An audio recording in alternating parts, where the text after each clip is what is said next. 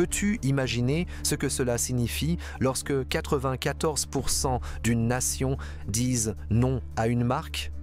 Ce n'est pas de l'hésitation, c'est du rejet. Au début de 2025, ce chiffre est apparu comme une donnée de plus, perdue dans le chaos des gros titres mondiaux. Mais il portait un tremblement de terre. 94% des Allemands ont affirmé n'avoir aucun intérêt à acheter une Tesla. Il ne s'agit pas d'une légère baisse des ventes, il s'agit d'un rejet collectif, de la fin d'un cycle d'admiration. En 2 mois, les ventes de Tesla en Allemagne se sont effondrées de 76%, et cela alors que le marché des véhicules électriques, dans son ensemble, connaissait une croissance de plus de 30% sur la même période. Autrement dit, le problème ne vient pas des voitures électriques, il vient de celui qui les vend. Tesla ne perd pas seulement des parts de marché, elle perd le respect, le sens et la pertinence. Et peut-être le plus létal de tous, elle perd la confiance. Une marque peut commettre des erreurs, elle peut avoir du retard, elle peut même échouer. Mais si elle perd la confiance, l'effondrement n'est plus une question de si, mais de quand. Pendant longtemps, Tesla a été plus qu'un constructeur automobile. Elle était un symbole, la voiture du futur, un objet de désir qui combinait innovation, durabilité et statut social. Avoir une Tesla, c'était dire au monde « je suis en avance sur mon temps ». C'était entrer dans une nouvelle élite, celle des conscients, connectés, progressistes. Aujourd'hui, dire que l'on possède une Tesla, dans une grande partie de l'Europe, revient presque à avouer une contradiction. C'est porter une étiquette qui, peu à peu, a cessé de signifier « avant-garde » pour évoquer négationnisme, autoritarisme et insensibilité sociale. Parce que le problème ne vient pas seulement des produits, il vient de l'homme derrière la marque. Et cet homme, Elon Musk, incarne aujourd'hui une série de valeurs profondément en décalage avec ce que les consommateurs européens considèrent comme essentiel. Mais avant de plonger dans la figure d'Elon Musk, comprenons ce qui se passe réellement lorsqu'une marque cesse d'être simplement un produit pour devenir le reflet de sa direction. Que se passe-t-il lorsque l'image du PDG cesse d'inspirer et devient un risque ? En Allemagne, la chute de Tesla a été trop rapide pour s'expliquer uniquement par la logique du marché. Elle est presque symbolique. C'est comme si la société, en bloc, avait tourné la page. D'un jour à l'autre, ce qui était moderne est devenu démodé. Ce qui était innovant est devenu arrogant. Certains spécialistes tentent de pointer la concurrence du doigt. La Volkswagen a lancé de nouveaux modèles électriques accessibles, disent-ils. BMW a enfin combiné luxe et écologie, ajoute-t-il. Mais cela ne raconte que la moitié de l'histoire, car ces marques existaient déjà avant, ces modèles étaient déjà en développement. Ce qui a changé, c'est le climat moral autour de Tesla. La perception publique a basculé. Et quand la perception bascule, la raison suit comme une avalanche. Les consommateurs ont commencé à dire que le service après-vente de Tesla était mauvais, que les finitions des voitures laissaient à désirer, que le service client était trop automatisé. Tous ces problèmes existaient déjà. Mais ils ne sont devenus insupportables qu'une fois la confiance envolée. Et qu'est-ce qui fait disparaître la confiance ? La réponse se trouve dans une série d'événements qui n'ont rien à voir avec des moteurs, des volants ou des batteries. Elle réside dans des discours, des tweets, des postures idéologiques, une série de signaux envoyés par Elon Musk qui ont fini par détruire le lien émotionnel entre Tesla et le consommateur européen. En Europe, la voiture électrique n'est pas qu'une technologie, c'est une promesse collective d'un avenir moins destructeur. Lorsque Musk soutient un parti d'extrême droite comme l'AfD, qui nie les politiques climatiques et prône l'exclusion sociale, il ne fait pas que donner son opinion. Il rompt le pacte symbolique qui soutenait l'image de Tesla sur le continent, et cela, pour des millions de consommateurs, ne passe pas inaperçu. C'est d'ailleurs l'une des grandes différences entre les marchés. Aux États-Unis, la consommation est souvent dissociée de l'éthique. Un bon produit est un bon produit, peu importe qui l'a fabriqué. En Europe, non. Là-bas, la marque porte un sens, une histoire, une identité. Et cette identité doit dialoguer avec les valeurs sociales du moment. Et si elle ne dialogue pas, elle disparaît. Et Tesla est en train de suivre ce chemin. Les images de Musk se moquant de l'urgence climatique, ridiculisant les syndicats, soutenant des théories complotistes et se livrant à des disputes puériles sur les réseaux sociaux s'accumulent comme un dossier d'autosabotage public. Ce n'est pas un hasard si des fonds de pension danois et norvégiens ont retiré des investissements de plusieurs milliards de Tesla pour des raisons éthiques, non pour des raisons de rentabilité, mais par honte institutionnelle, parce qu'on ne peut pas défendre une marque qui méprise les droits des travailleurs et flirte avec des discours autoritaires, surtout quand il s'agit d'argent public. Et ainsi, les investisseurs s'en vont, les consommateurs se détournent, et la valeur symbolique de la marque s'effondre. Une Tesla est peut-être encore une bonne voiture, mais qui veut porter sur son pare-choc la contradiction entre un discours écologique et une pratique destructrice? Qui veut expliquer à ses amis pourquoi il a acheté une voiture à un milliardaire qui ridiculise les minorités, méprise la science et soutient des candidats racistes? La question n'est plus « est-ce que ça vaut le coup ?» La question est « est-ce que ça vaut l'embarras ?» Et la réponse est un non retentissant. Mais ne pense pas qu'il s'agit d'une crise locale. Ce qui se passe en Allemagne ne reste rarement qu'en Allemagne. Nous parlons du plus grand marché automobile d'Europe. Un pays qui influence directement les décisions politiques et industrielles de tout le bloc. Si Tesla est rejeté ici, la contagion est inévitable. Suède, France, Pays-Bas, Autriche. Les signes sont déjà là. Moins de ventes, plus de critiques, plus de manifestations. Ces derniers mois, des concessions Tesla ont été la cible de protestations publiques. Non pas contre les voitures, mais contre ce que la marque représente aujourd'hui. Un nouveau type de symbole, celui de l'arrogance déguisée en innovation. Et ce symbole se fissure. Elon Musk ressemble désormais à un méchant de bande dessinée, un génie qui ne peut pas se contrôler, qui brûle des ponts en souriant aux caméras. Et le problème, c'est que Tesla a été construite sur son image. Si Musk tombe, la marque s'effondre avec lui. Pendant longtemps, Elon Musk a été considéré comme l'un des hommes les plus brillants de la planète. Un mélange d'ingénieur, de prophète et de provocateur. Elon Musk ne vendait pas seulement des voitures, il vendait le futur. Et pendant un temps, nous avons acheté cette idée avec un enthousiasme quasi religieux. Tu t'en souviens ? Cette sensation que, enfin, quelqu'un posait les bonnes questions et qu'il construisait les réponses avec des fusées, des batteries, des voitures sorties d'un film de science-fiction. Il défiait les règles de l'ancienne industrie, parlait de Mars, évoquait une civilisation multiplanétaire. Même ceux qui ne comprenaient rien à la technologie comprenaient son charisme. Mais ensuite, le temps a passé, et avec lui, la répétition. Ce qui était génial est devenu prévisible. Ce qui était inspirant est devenu polémique. Et ce qui était un symbole de progrès a commencé à ressembler à un avertissement. Elon Musk n'est pas tombé d'un coup. Il s'est défait peu à peu. Dans les scandales, les tweets, les interviews incohérentes. Et aujourd'hui, en 2025, le monde commence à le voir non plus comme un visionnaire, mais comme un risque. Un risque de réputation, de business, d'image publique. Ces dernières semaines, une image est devenue virale sur les réseaux sociaux européens. Une voiture Tesla garée devant une école à Lyon, en France. Un enfant montre la voiture du doigt et demande à sa mère « Maman, c'est la voiture du monsieur fou qui se dispute avec tout le monde sur Internet ?»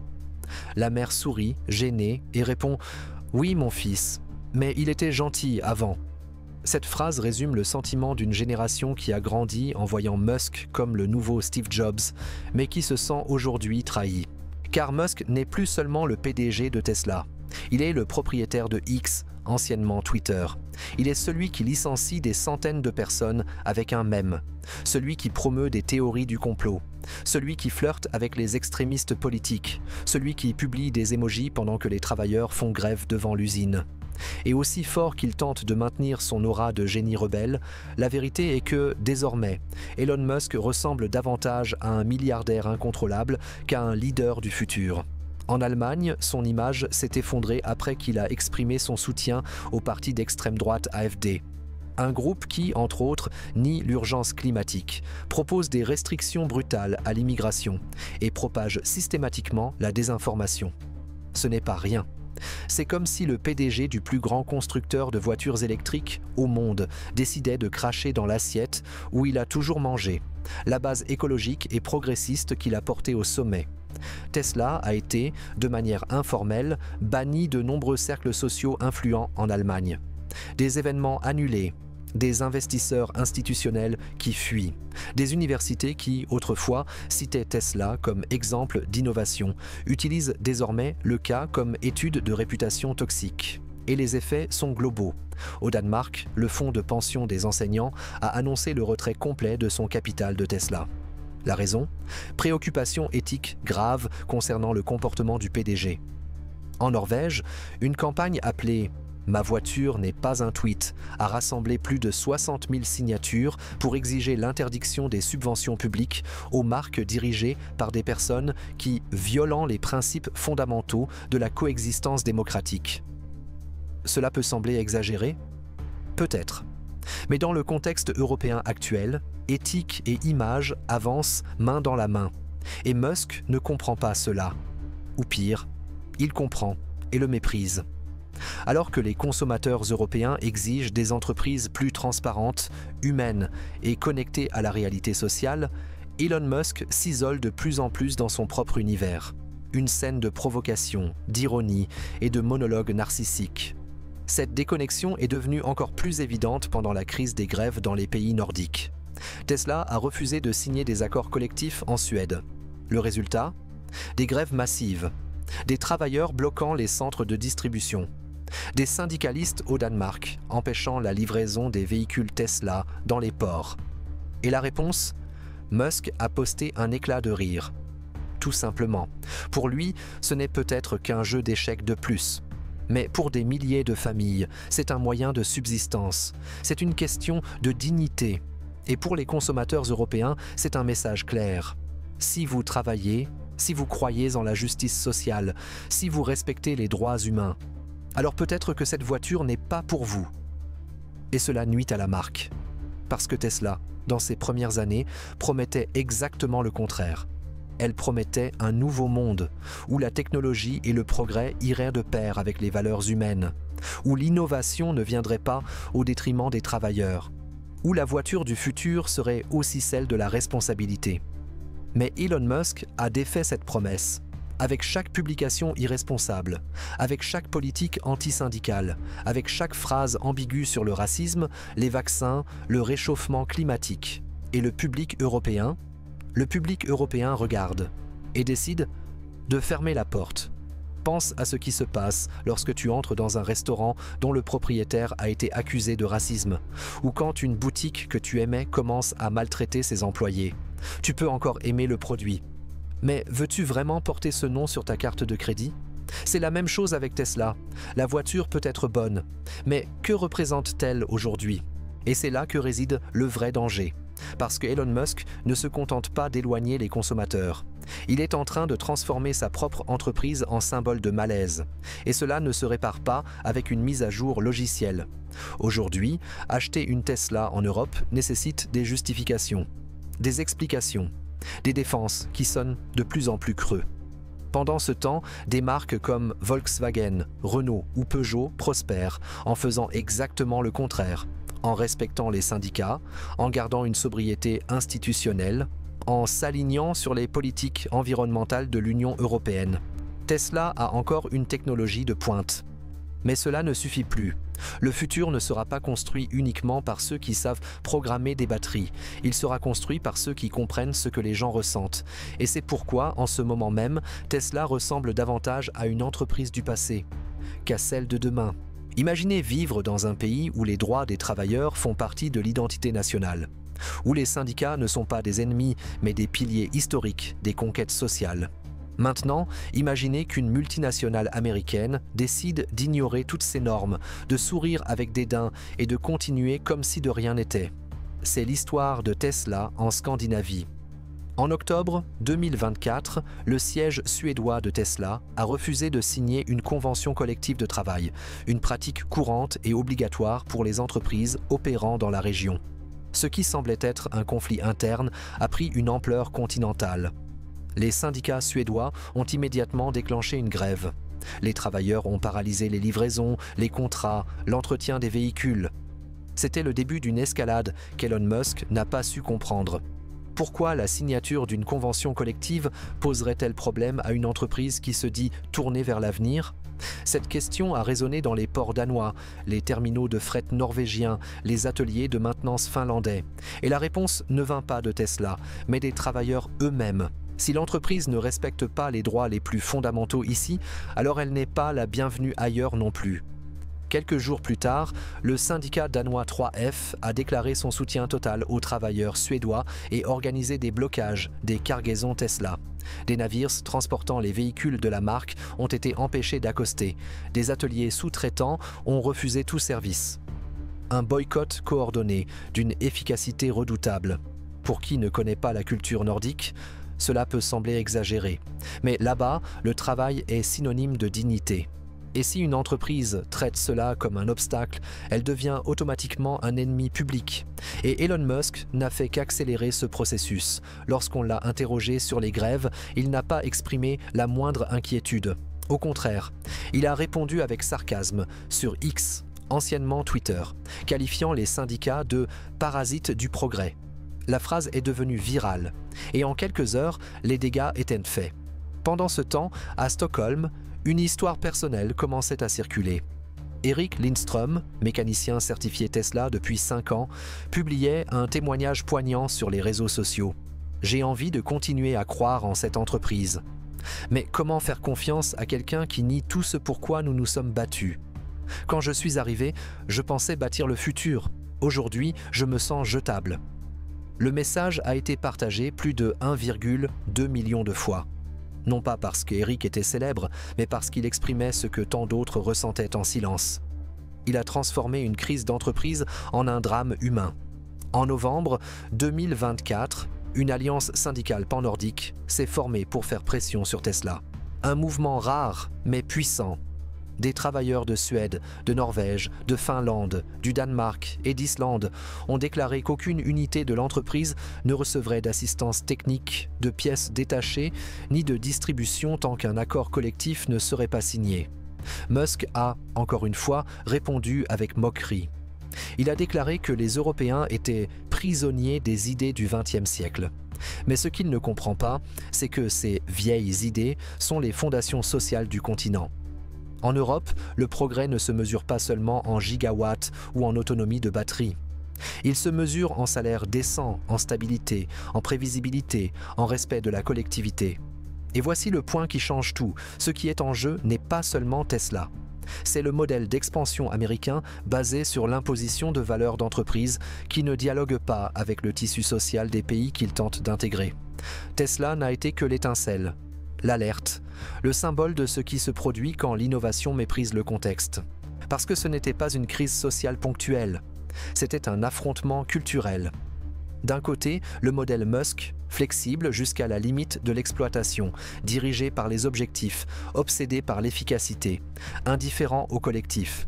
De l'autre, le modèle scandinave, organisé, équitable, fondé sur le dialogue, ancré dans l'idée que personne ne grandit seul.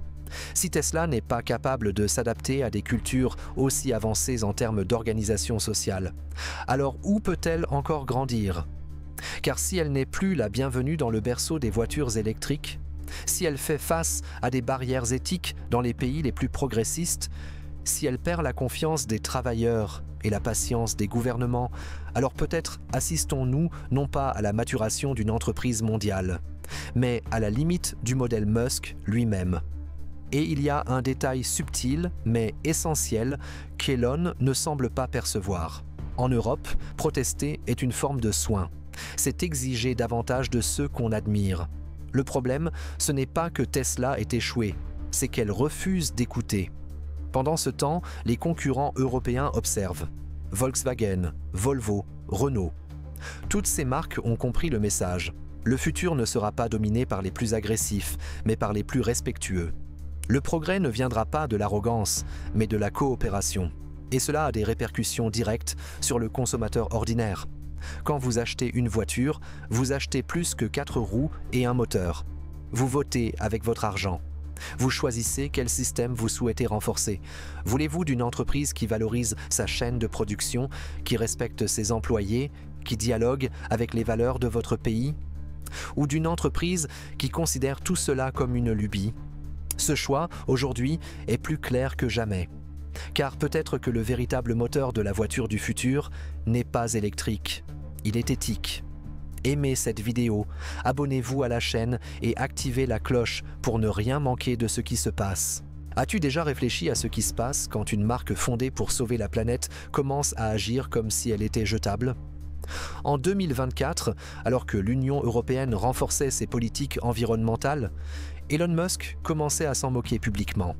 Alors que la Commission européenne avançait avec des objectifs clairs de neutralité carbone d'ici 2040, Musk publiait des mèmes ridiculisant l'hystérie verte. Alors que des villes comme Amsterdam, Oslo et Vienne éliminaient progressivement les voitures à combustion, Musk affirmait que les régulations environnementales détruisaient la liberté de choix. Ces déclarations ne sont pas seulement dérangeantes, elles trahissent les fondements même de Tesla. L'entreprise qui se présentait comme une solution a commencé à agir comme si la crise climatique n'était qu'une blague. Et en Europe, où l'environnement n'est pas seulement un thème, mais une politique publique, une conviction civique, un héritage culturel, ce revirement a été ressenti comme un coup de poing dans le ventre. C'est comme si le capitaine du navire de la durabilité avait décidé de ramer dans le sens contraire, tout en se moquant de ceux qui essaient encore de le maintenir à flot. L'ironie est amère, car Tesla a bel et bien été un catalyseur de progrès réel. La pression qu'elle a exercée a obligé les constructeurs traditionnels à accélérer leurs projets électriques. Elle a changé le langage de l'industrie, popularisé des termes comme autonomie, recharge rapide, empreinte carbone. Elle a rapproché le futur. Mais aujourd'hui, que reste-t-il? Une entreprise qui combat les syndicats, qui défie les régulateurs environnementaux, qui remet en question avec sarcasme les objectifs d'émission, qui flirte avec des groupes politiques niant la science climatique elle-même. En mars 2025, Tesla est entré en collision frontale avec la nouvelle directive environnementale de l'Union européenne, le Green Mandate 2035, un ensemble de lois imposant des limites strictes aux émissions polluantes sur toute la chaîne de production automobile, y compris les usines, la logistique et les fournisseurs. Alors que des entreprises comme BMW et Renault ont salué cette mesure comme une étape nécessaire et inévitable, Elon Musk a réagi avec fureur. Il a qualifié la politique de « délire technocratique », affirmé que l'Europe se noie dans sa propre bureaucratie, et a suggéré, sans détour, que Tesla pourrait réduire sa présence sur le continent. Peux-tu imaginer Toyota déclarer vouloir quitter le Japon à cause d'une loi environnementale ? Alors pourquoi Musk pensait-il que cela fonctionnerait en Europe? En réalité, cela n'a pas fonctionné. Ses propos ont été accueillis avec mépris. Le Parlement européen a qualifié ces déclarations de chantage économique. Et les marchés financiers régionaux ont réagi par une chute immédiate de l'action Tesla, notamment dans les fonds d'investissement ESG. Mais le problème ne s'est pas arrêté là. En avril, le journal Le Monde a publié une enquête exclusive révélant que l'usine Tesla de Grünheide en Allemagne ne respectait pas les critères d'efficacité hydrique. Au cœur de l'une des pires sécheresses qu'ait connue l'Europe centrale, l'entreprise avait augmenté de 23% sa consommation d'eau par unité produite, en contradiction flagrante avec les promesses faites au gouvernement allemand lors de l'obtention du permis environnemental. La réaction publique fut instantanée. Des titres comme « Tesla consomme l'avenir de l'Allemagne » se sont propagés comme une traînée de poudre. Des manifestations ont été organisées. Des militants écologistes ont bloqué l'entrée de l'usine avec des pancartes disant « Vous aviez promis de nous aider. Maintenant, vous nous noyez. » Et voici le véritable effondrement, pas financier, pas opérationnel, mais symbolique. Elon Musk parle encore de Mars, mais il semble avoir oublié la Terre. Il parle de coloniser l'espace, mais méprise ceux qui tentent de protéger ce qu'il nous reste ici-bas. Il confond critique avec censure, régulation avec persécution, désaccord avec trahison. Mais est-ce vraiment l'Europe qui a tort? Ou est-ce le problème d'un homme qui n'accepte plus d'être contredit? Le dommage dépasse Tesla. Il atteint toutes les entreprises qui tentent de concilier innovation et responsabilité. Car Musk est en train de créer l'archétype du PDG prédateur, celui qui rejette toute limite, méprise l'éthique et transforme chaque remise en question en guerre culturelle.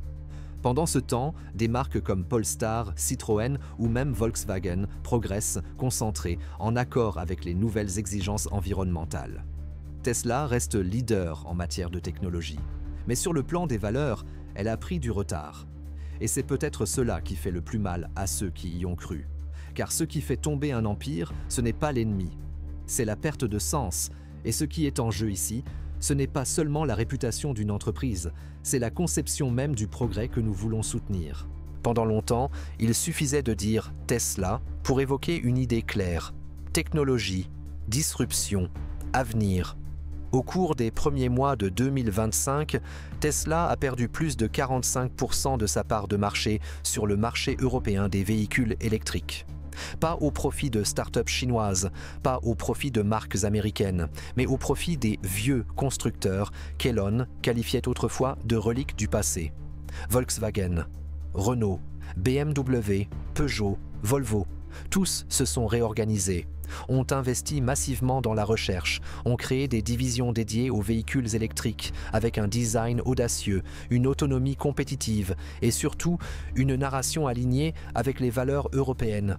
En janvier 2025, Volkswagen a annoncé que son modèle ID.3 avait dépassé le modèle 3 de Tesla en volume de vente mensuel dans l'ensemble de l'Union européenne, une première historique. Et ce n'était pas un hasard. VW a lancé une campagne appelée « Conduis comme tu penses », alliant durabilité, sécurité du travail et production locale dans un seul et même concept de marque. L'impact ? Une hausse de 23% des intentions d'achat chez les jeunes adultes en France, en Allemagne et en Suède. Pendant que Musk attaquait les syndicats, l'Europe les valorisait. Pendant que Musk méprisait la crise climatique, l'Europe investissait 800 milliards d'euros dans son Green Recovery Plan.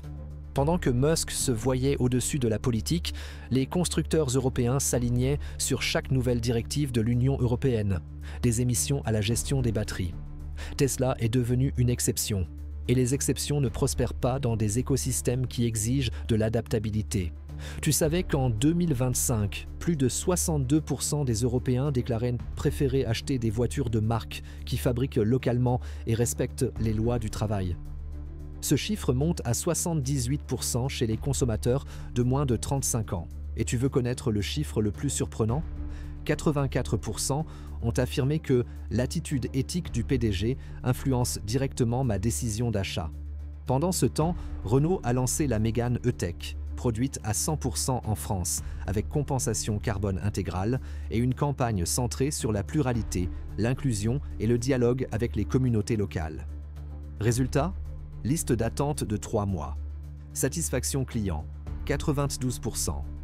Intention de rachat, 68%. Tout cela sans avoir besoin de fusée.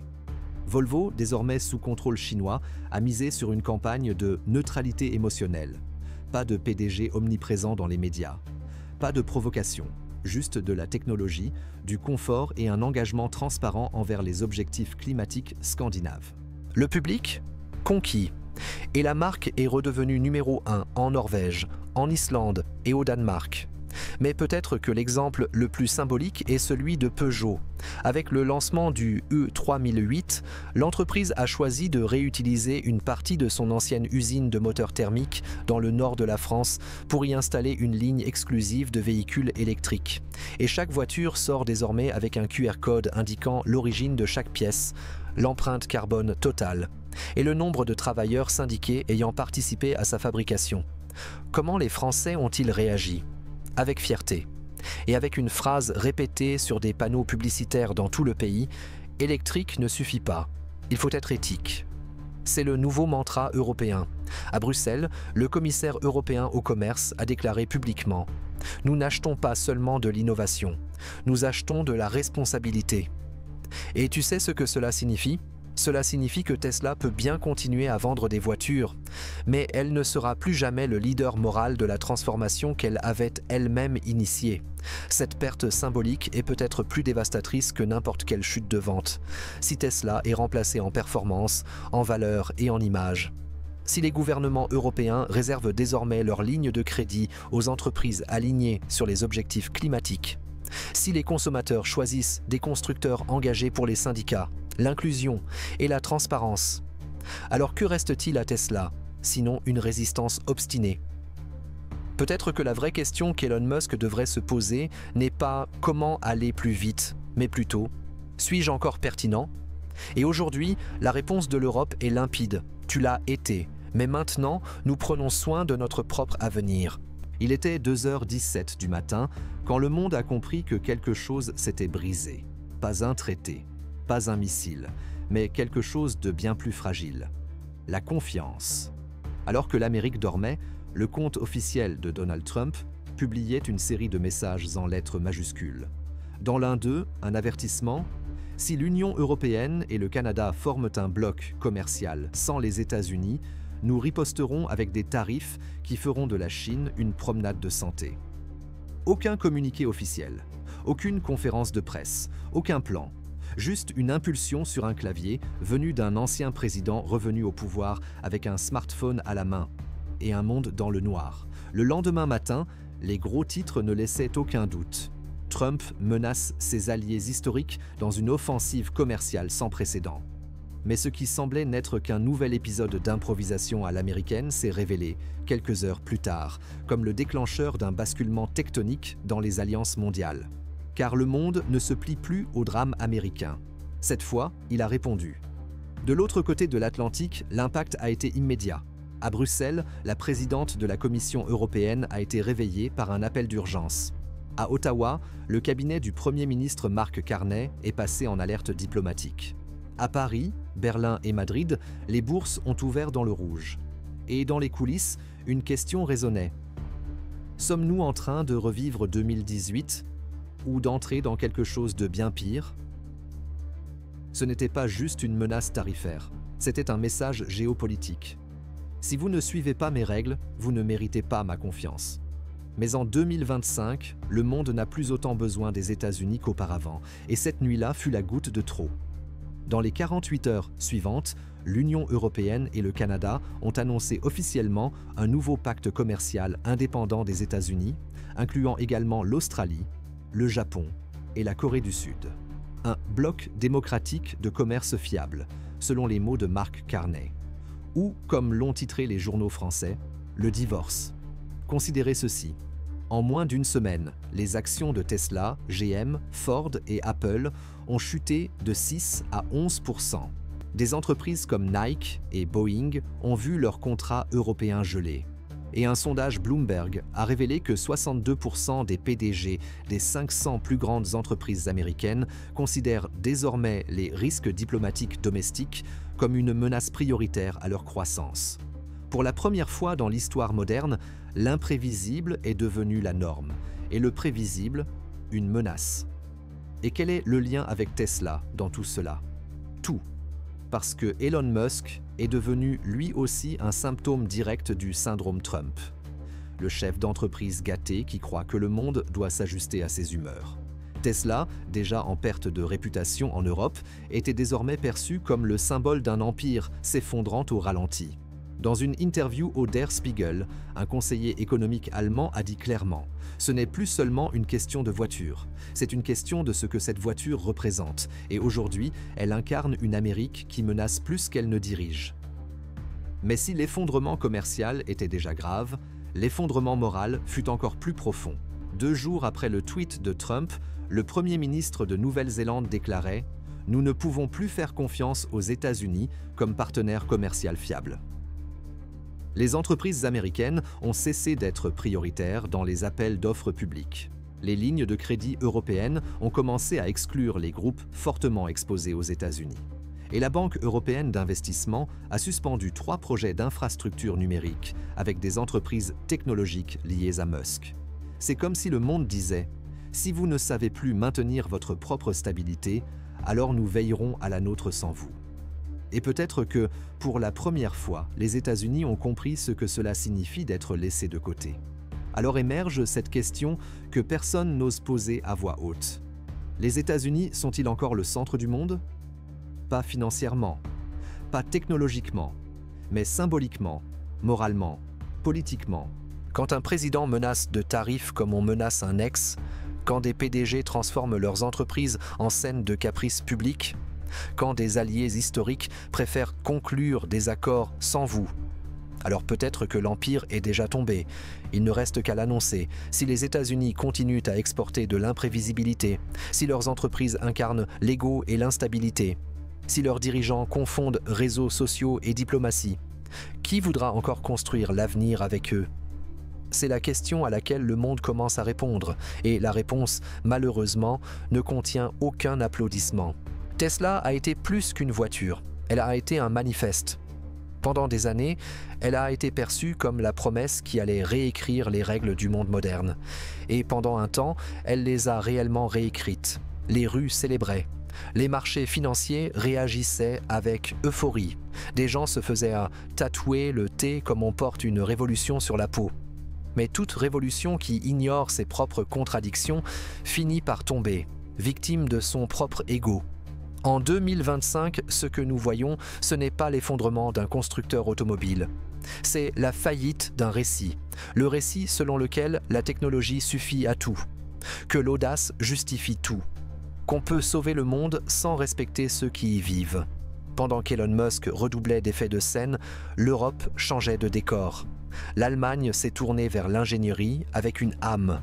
La France vers le design avec conscience. La Suède vers l'innovation responsable. Volkswagen a lancé une gamme de véhicules électriques pensés pour le travailleur ordinaire, avec un prix juste, une énergie propre et une production responsable. Renault est devenu un symbole de transparence, sans greenwashing, sans promesses à moitié tenues. Et Volvo a prouvé qu'on peut être à la pointe sans crier. Pendant ce temps, l'Amérique trébuchait sur sa propre rhétorique. Trump a imposé des tarifs douaniers, espérant obtenir la révérence. Il a reçu le silence. Puis, un boycott. L'Europe a répondu par des accords intercontinentaux. Le Canada est devenu la destination privilégiée des investissements durables. Le Japon et l'Australie ont établi des systèmes de protection technologique mutuels, excluant l'instabilité de Washington. Et alors est venue la bascule. Le monde a cessé de suivre la voie la plus forte et a commencé à suivre la plus fiable, car le leadership, en 2025, ce n'est pas celui qui parle le plus, c'est celui qui agit le mieux. Et les États-Unis, sous la tutelle d'un gouvernement erratique, ont cessé d'être une boussole. Mais le changement le plus important ne vient pas des gouvernements, ni des PDG. Il vient des gens qui ne consomment plus uniquement pour le statut. Des gens qui regardent une voiture et se demandent « Qu'est-ce que cela dit de moi ?» Comme ce mécanicien espagnol qui, interviewé, a déclaré « Je n'échangerai pas ma voiture contre une Tesla. Je ne veux pas faire partie d'une idée qui méprise les travailleurs. Je veux conduire quelque chose qui me respecte. » Il n'a pas fait le buzz. Il n'a pas récolté des milliers de likes. Mais il a dit une vérité que beaucoup préfèrent ne pas entendre. Car le monde change dans les détails. Dans le chariot de course. Dans le choix de la prochaine marque. Dans la décision d'annuler un abonnement ou de signer une cause. Tesla n'est pas tombée à cause de son produit. Elle est tombée à cause de son manque de sens. Et quand le sens se dissout, même le design le plus audacieux ne suffit plus à sauver l'ensemble. Si cette histoire vous a arrêté un instant, si elle a touché quelque chose que vous ressentez, sans peut-être avoir encore trouvé les mots, alors laissez votre empreinte ici. Aimez la vidéo. Partagez dans les commentaires ce que vous en pensez. Transmettez ce message à celles et ceux qui ont besoin de l'entendre. Et bien sûr, abonnez-vous à la chaîne. Merci d'avoir été là. Vous n'êtes pas juste une audience. Vous êtes une partie du changement. On se retrouve dans le prochain contenu. On se retrouve dans le prochain monde.